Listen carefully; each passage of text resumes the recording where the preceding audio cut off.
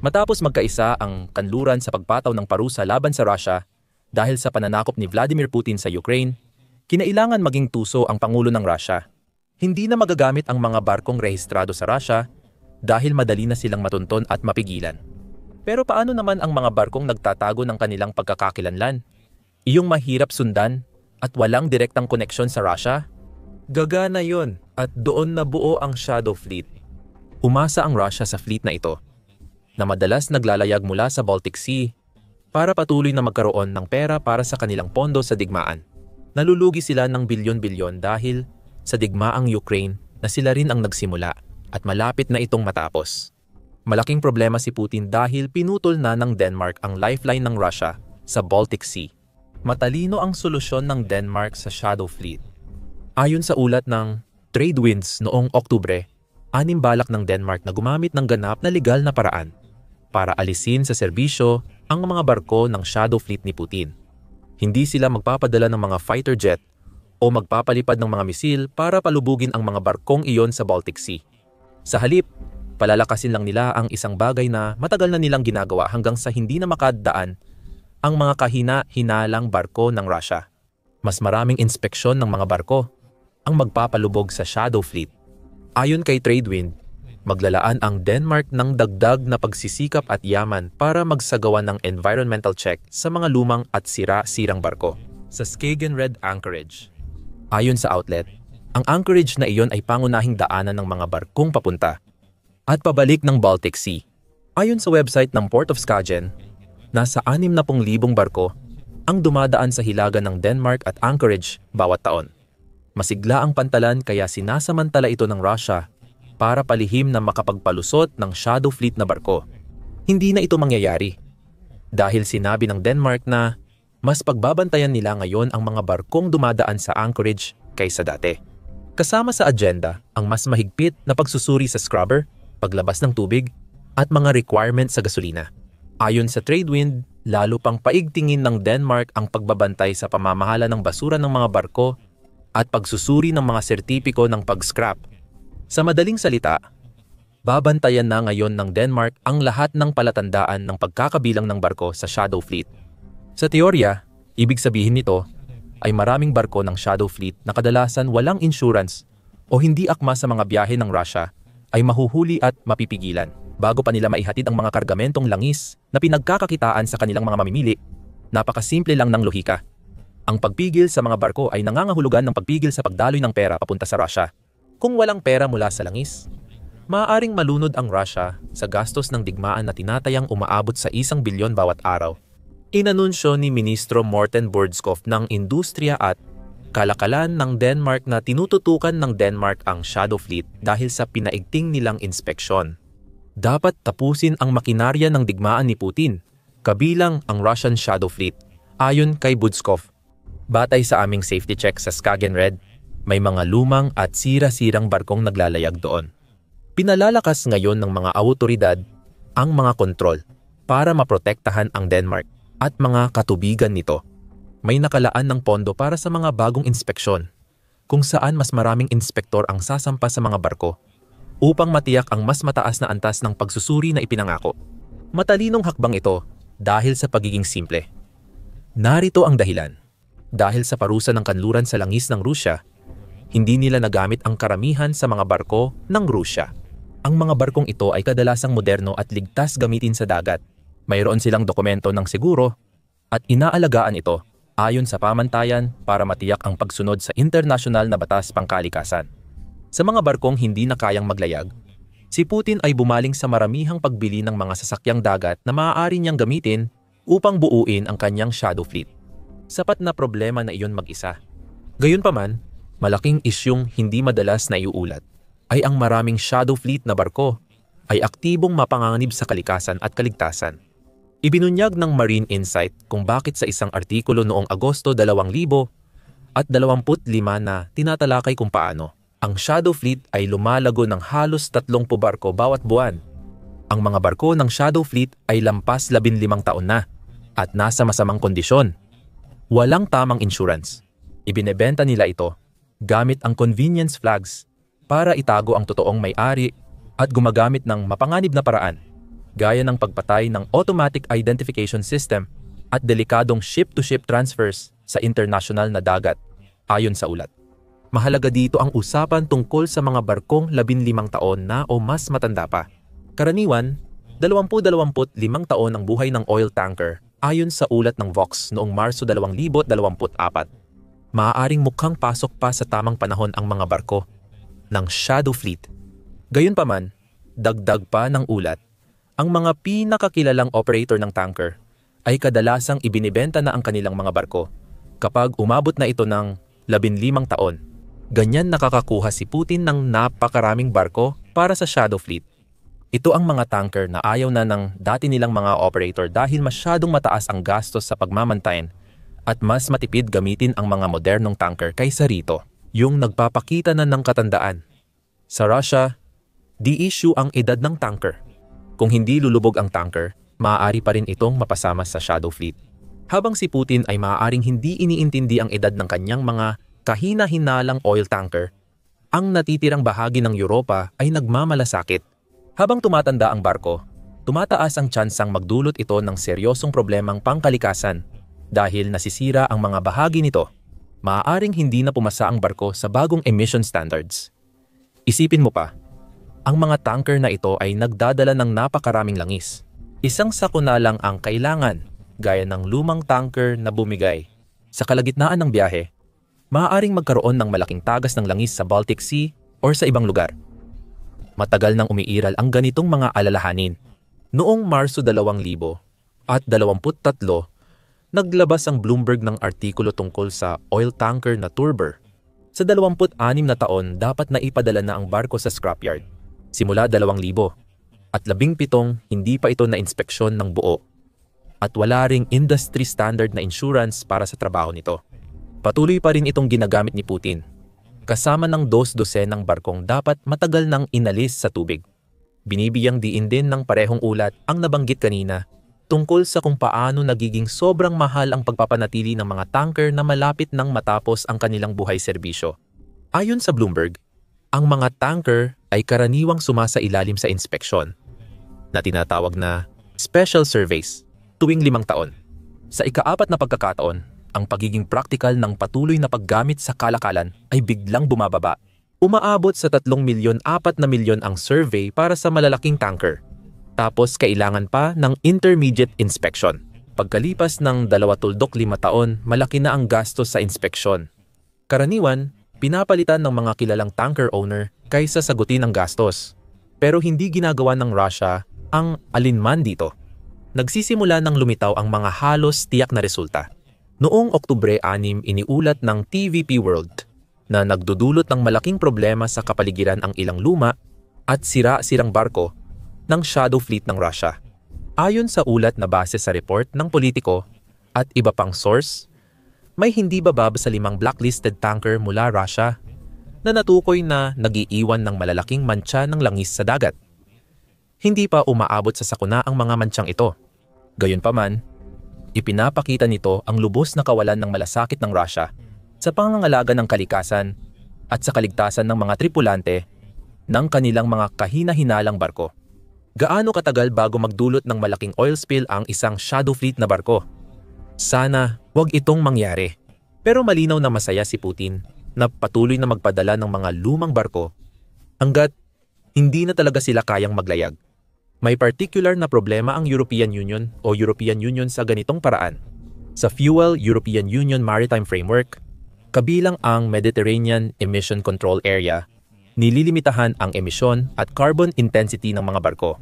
Inaatas ng dating framework na lahat ng barko ay sunod-sunod na bawasan ang kanilang carbon intensity.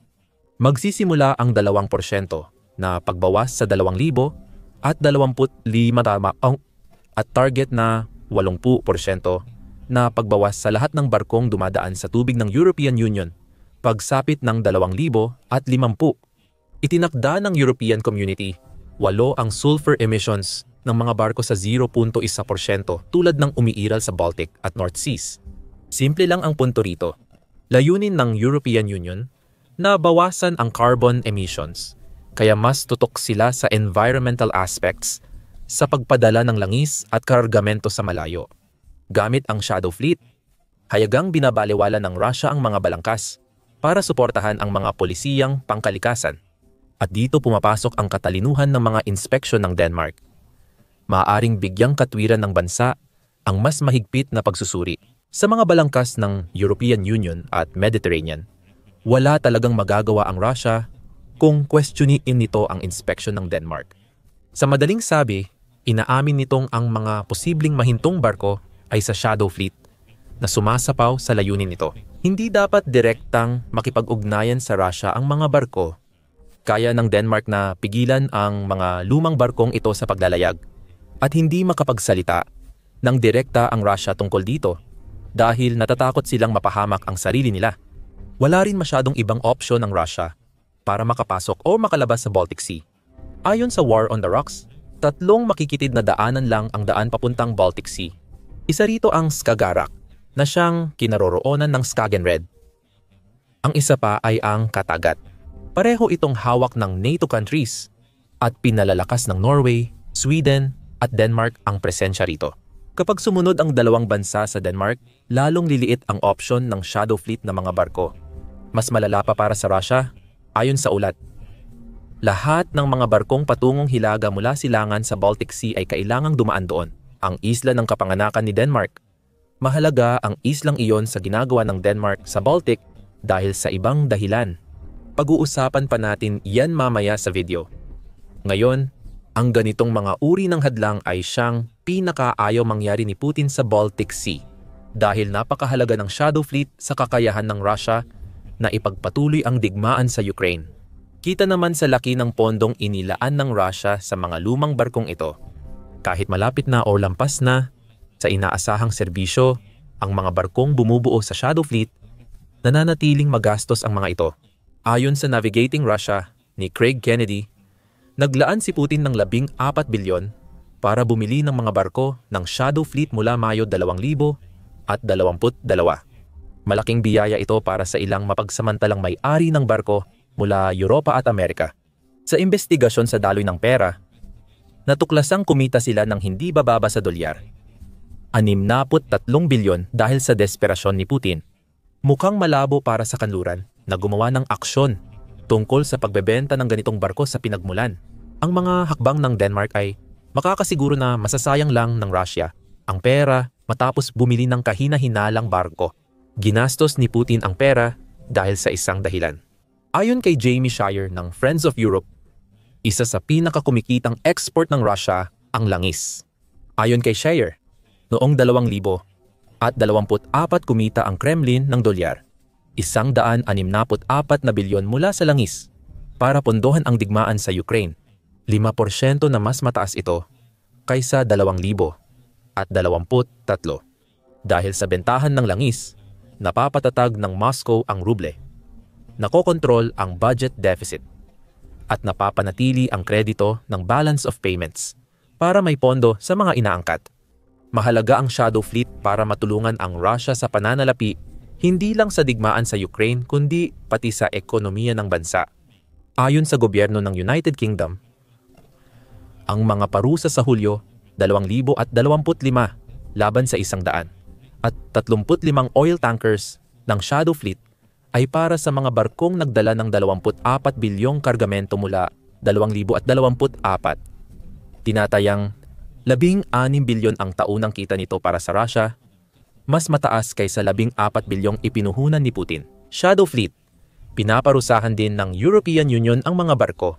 Mga 444 na barko ng Shadow Fleet ng Russia ang naka-blacklist na at may panibagong 120 barko pa na malamang na madagdag bilang bahagi ng pinakabagong round ng mga parusa ng European Union. Nilalagyan ng mga hadlang laban sa Shadow Fleet ng Russia sa iba't ibang lugar sa pamamagitan ng mga parusa.